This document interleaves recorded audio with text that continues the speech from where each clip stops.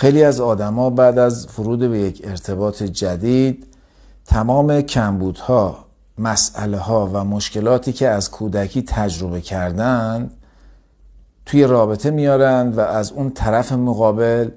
توقع دارن که اون کمبودها رو مرتفع بکنه، پر بکنه. اینجور آدم ها و شخصیت ها نه به خاطر برقراری ارتباط سالم با شما، بلکه به خاطر تأمین اون کمبودها و خلاها وارد رابطه میشن و از شما به شدت توقع دارن که اون کمبودها و خلاها رو براشون پر بکنید و وقتی شما پاسخ مناسب و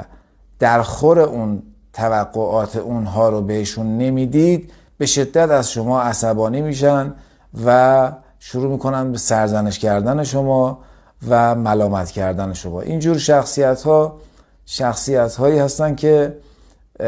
درمان نشدن و دچار یک سری از الگوها و طرحواره‌هایی هستن که با اون طرحواره‌ها شما رو هم درگیر میکنن